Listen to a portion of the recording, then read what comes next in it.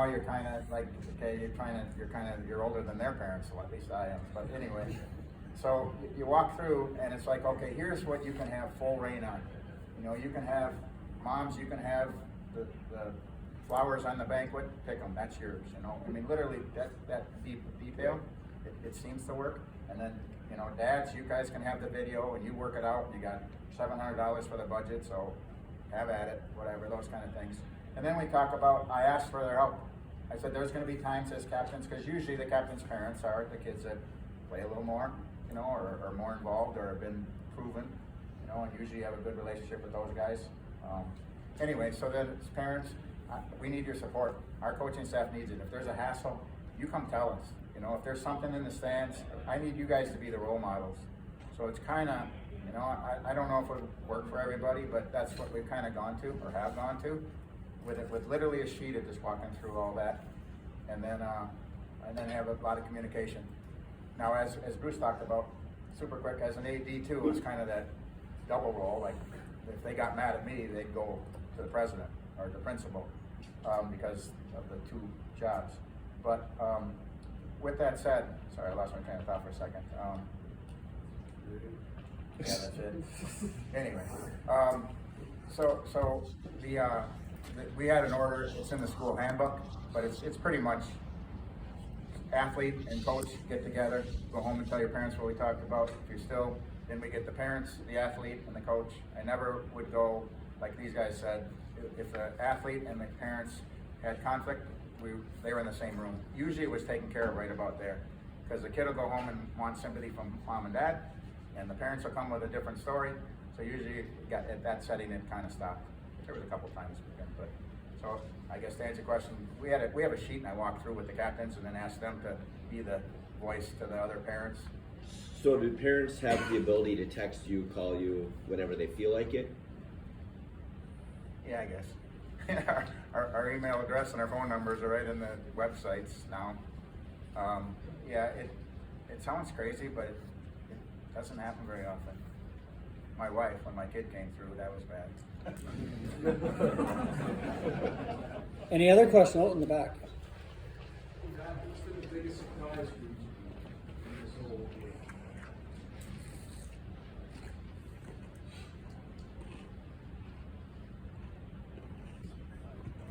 Biggest surprise.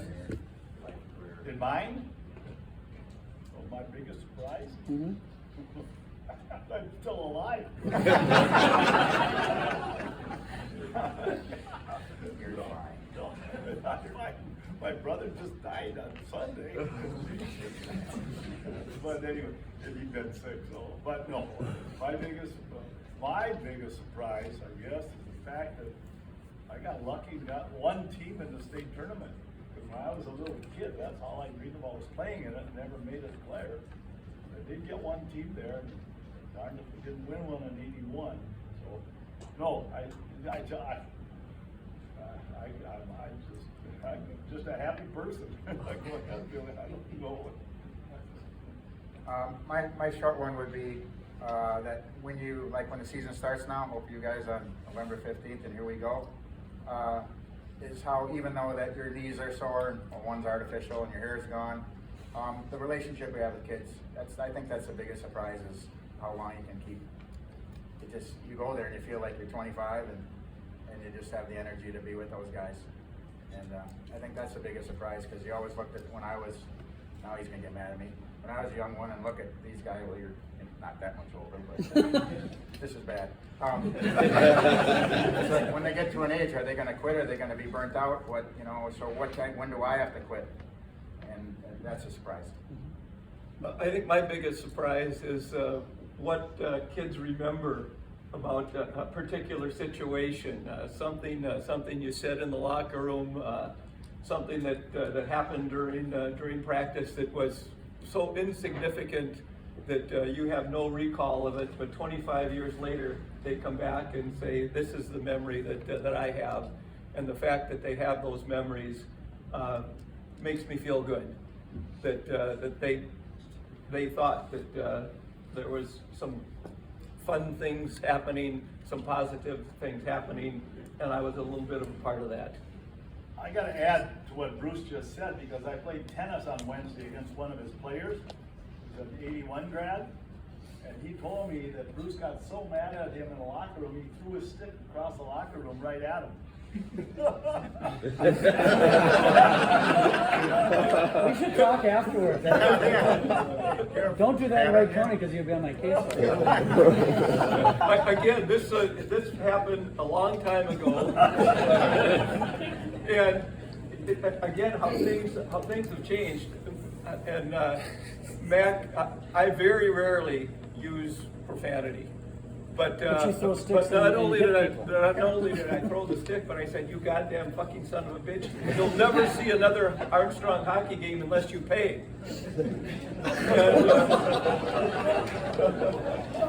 And he was my first line right wing, and to think about losing my first line right wing, I went home that night and to talk to Lois. I had the dry heaves, but his parents called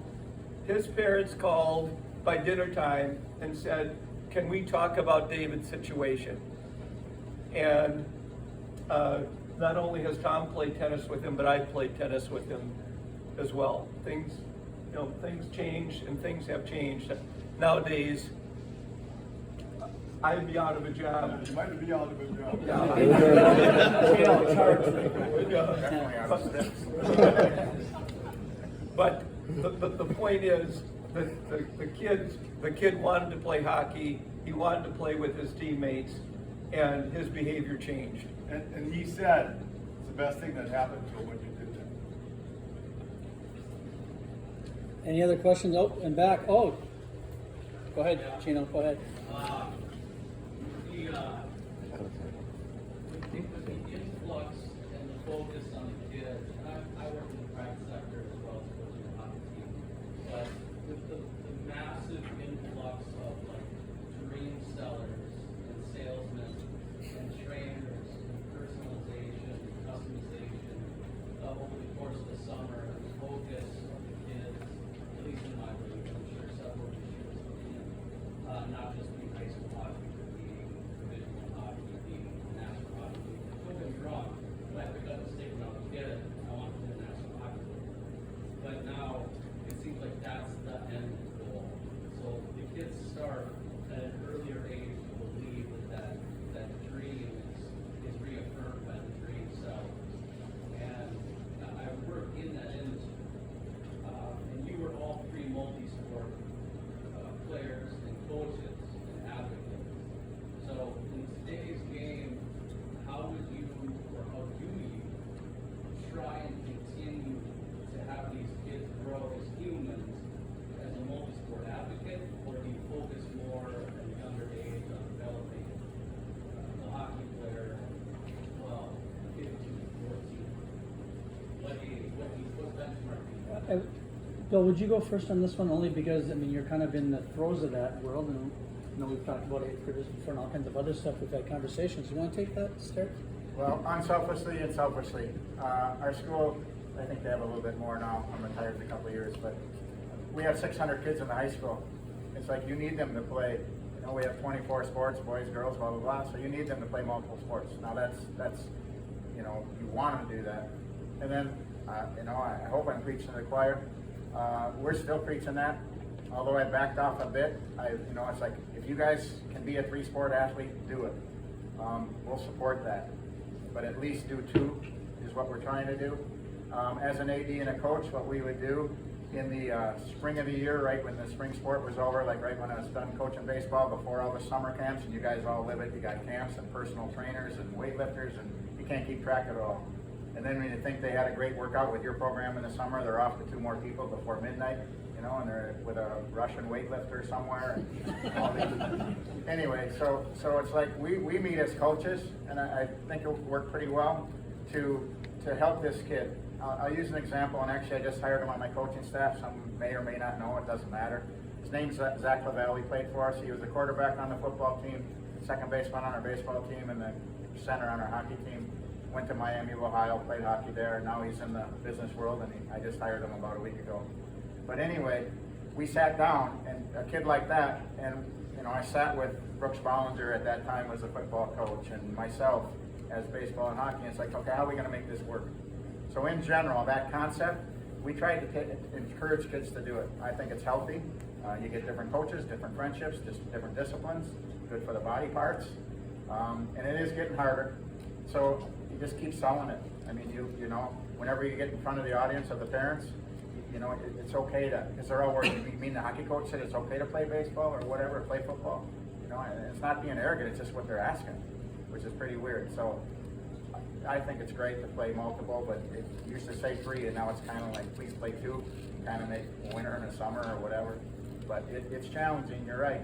And I can't keep track of it all, so you know, a lot of you guys go off and go watch all the kids and see all the tournaments and all the, I can't even keep track of all the numbers and names of teams. So I avoid all that. I live on a lake and I used to water ski. You can tell the story. No. Still too painful? Yeah. Okay. So let's build off that a little bit, because I know when I was fortunate, hopefully Aaron is too, some great relationships with the football coach and the baseball coaches and stuff where I had been, and did those meetings just organically. It just seemed to work.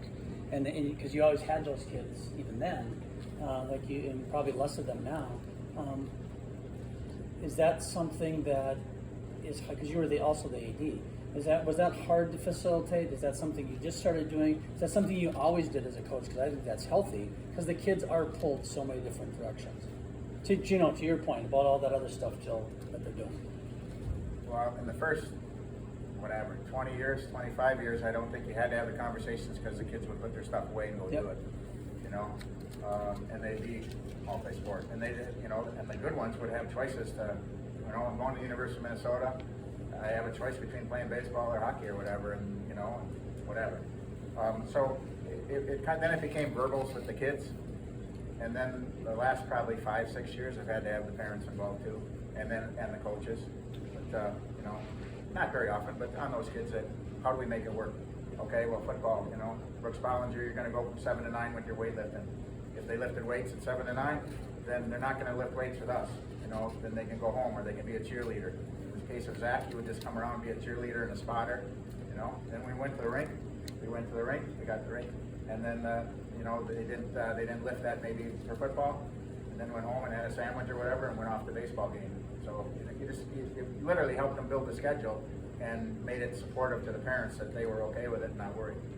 Now, the challenge of that, you know, that was for the better athletes. If they're average athletes and then you cut them, then it's like, well, you told them they could play 3 sports. So, I mean, it's not a perfect, you know, it's not a perfect line in the sand. Billy hit the nail on the head, and I'm not going to add to that. I'm only going to say that in 1994, Jeff Heil was one of our captains of our hockey team, and we won the state. And then in '94, he was the captain of the tennis team, and he literally won the state for us there. In '96, another one of my hockey players played tennis for me, and they won the state. I'd love to get my guys out, especially to play tennis, because I was a tennis coach. They learn how to compete. That's the greatest thing. Any other questions? Oh, there you go. How do you guys deal with talking about winning your programs and your kids? And where does it stand in terms of what you're trying to develop and win and your programs? Just how do you discuss winning? My standpoint, winning is a byproduct of the effort and preparation that you put in. And you know, Armstrong, we weren't the biggest program in the lake by any means in terms of the number of kids that we had to work with and so forth. And we had some very, very good teams. We had some teams that were kind of in the middle of the lake, and had one team that won 4 games in a season. And the focus is on the process. And no matter which of those situations I found myself in, the focus was always on the process. What can we do to get better? What can we do to be better people and make it a fun season? And interestingly enough, the team that was a 4-win team, the captain is now a principal of one of the schools in the Northwest Suburban. He has teammates that are successful business people and so forth, and I see those kinds of kids just as often, and they seem just as satisfied with their experience in hockey as the guys that came off such seasons where we won 23 games. Process. We're working to get better. How about if I build on that a little bit?